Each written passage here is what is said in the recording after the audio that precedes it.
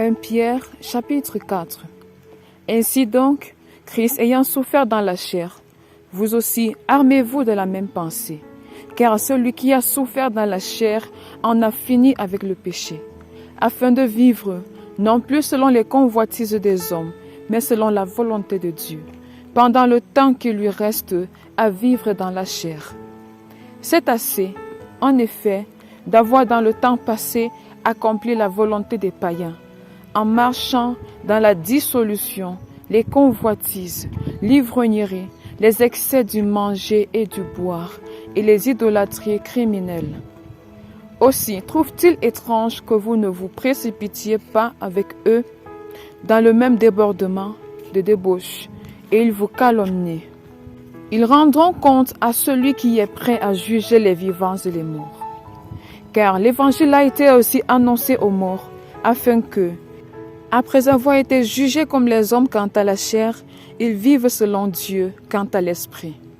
La fin de toutes choses est proche. Soyez donc sages et sobres pour vaquer à la prière. Avant tout, ayez les uns pour les autres une ardente charité, car la charité couvre une multitude de péchés. Exercez l'hospitalité les uns envers les autres, sans murmure, comme de bons dispensateurs des diverses grâces de Dieu. Que chacun de vous mette au service des autres le don qu'il a reçu.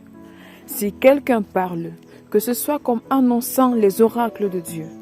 Si quelqu'un remplit un ministère, qu'il le remplisse selon la force que Dieu communique, afin qu'en toute chose Dieu soit glorifié par Jésus-Christ, à qui appartiennent la gloire et la puissance au siècle des siècles. Amen. Bien-aimés, ne soyez pas surpris comme d'une chose étrange qui vous arrive, de la fournaise qui est au milieu de vous pour vous éprouver. Réjouissez-vous au contraire de la part que vous avez aux souffrances de Christ, afin que vous soyez aussi dans la joie et dans l'allégresse lorsque sa gloire apparaîtra. Si vous êtes outragés pour le nom de Christ, vous êtes heureux, parce que l'Esprit de gloire, l'Esprit de Dieu repose sur vous. Que nul de vous, en effet, ne souffre comme meurtrier ou voleur, ou malfaiteur, ou comme s'ingérant dans les affaires d'autrui. Mais si quelqu'un souffre comme chrétien, qu'il n'en ait point honte, et que plutôt il glorifie Dieu à cause de ce nom. Car c'est le moment où le jugement va commencer par la maison de Dieu. Or, si c'est par nous qu'il commence, quelle sera la fin de ceux qui n'obéissent pas à l'évangile de Dieu? Et si le juste se sauve avec peine, que deviendront l'impie et le pécheur? Ainsi, que ceux qui souffrent selon la volonté de Dieu remettent leurs âmes au fidèle Créateur en faisant ce qui est bien.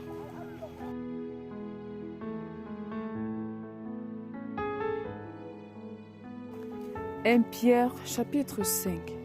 Voici les exhortations que j'adresse aux anciens qui sont parmi vous.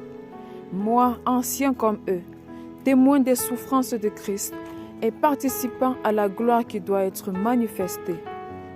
Percez le troupeau de Dieu qui est sous votre garde, non par contrainte, mais volontairement, selon Dieu, non pour un gain sordide, mais avec dévouement. Non comme dominant sur ceux qui sont échus en partage, mais en étant les modèles du troupeau. Et lorsque le souverain pasteur paraîtra, vous obtiendrez la couronne incorruptible de la gloire. De même, vous qui êtes jeunes, soyez soumis aux anciens. Et tous, dans vos rapports mutuels, revêtez-vous d'humilité, car Dieu résiste aux orgueilleux, mais il fait grâce aux humbles. Humiliez-vous donc sous la puissante main de Dieu, afin qu'il vous élève au temps convenable. Et déchargez-vous sur lui de tous vos soucis, car lui-même prend soin de vous. Soyez sobres, veillez. Votre adversaire, le diable, rôde comme un lion rugissant, cherchant qui il dévorera. Résistez-lui avec une foi ferme, sachant que les mêmes souffrances sont imposées à vos frères dans le monde.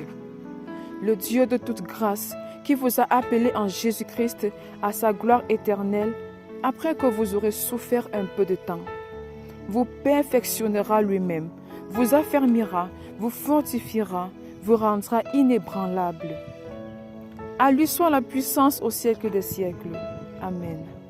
C'est par Sylvain, qui est à mes yeux un frère fidèle, que je vous écris ce peu de mots, pour vous exhorter et pour attester que la grâce de Dieu à laquelle vous êtes attachés est la véritable.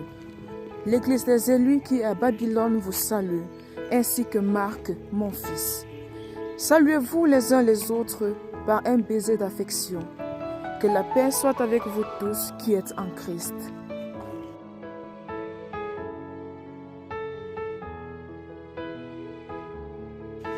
De Pierre, chapitre 1. Simon Pierre, serviteur et apôtre de Jésus-Christ, à ceux qui ont reçu en partage une foi du même prix que la nôtre, par la justice de notre Dieu et du Sauveur Jésus-Christ. Que la grâce et la paix vous soient multipliées par la connaissance de Dieu et de Jésus notre Seigneur. Comme sa divine puissance nous a donné tout ce qui contribue à la vie et à la piété, au moyen de la connaissance de celui qui nous a appelés par sa propre gloire et par sa vertu, lesquels nous assurent de sa part les plus grandes et les plus précieuses promesses, afin que, par elles, vous deveniez participants de la nature divine en fuyant la corruption qui existe dans le monde par la convoitise. À cause de cela même, faites tous vos efforts pour joindre à votre foi la vertu, à la vertu la science, à la science la tempérance, à la tempérance la patience, à la patience la piété, à la piété l'amour fraternel, à l'amour fraternel la charité. Car si ces choses sont en vous, et ils sont avec abondance, elles ne vous laisseront point oisifs ni stériles pour la connaissance de notre Seigneur Jésus-Christ. Mais celui en qui ces choses ne sont point est aveugle. Il ne voit pas de loin, et il a mis en oubli la purification de ses anciens péchés. C'est pourquoi, frères, appliquez-vous d'autant plus à affermir votre vocation et votre élection, car en faisant cela, vous ne broncherez jamais. C'est ainsi, en effet, que l'entrée dans le royaume éternel de notre Seigneur et Sauveur, Jésus-Christ, vous sera pleinement accordée. Voilà pourquoi je prendrai soin de vous rappeler ces choses, bien que vous les sachiez et que vous soyez affermis dans la vérité présente. Et je regarde comme un devoir, aussi longtemps que je suis dans cette tente, de vous tenir en éveil par des avertissements. Car je sais que je la quitterai subitement, ainsi que notre Seigneur Jésus-Christ me l'a fait connaître. Mais j'aurai soin qu'après mon départ, vous puissiez toujours vous souvenir de ces choses. Ce n'est pas, en effet, en suivant des fables habilement conçues que nous vous avons fait connaître la puissance et l'avènement de notre Seigneur Jésus-Christ. Mais c'est comme ayant vu sa majesté de nos propres yeux. Car il a reçu de Dieu le Père honneur et gloire, quand la gloire magnifique lui fit entendre une voix qui disait « Celui-ci est mon Fils bien-aimé, en qui j'ai mis toute mon affection. » Et nous avons entendu cette voix venant du ciel lorsque nous étions avec lui sur la sainte montagne.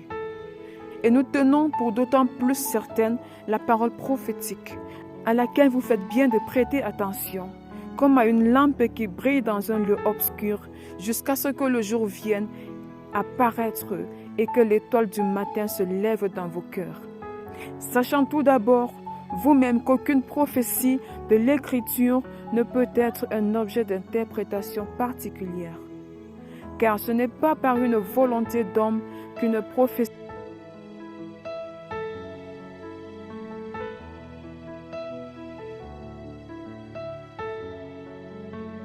Psaume chapitre 130. Cantique des degrés.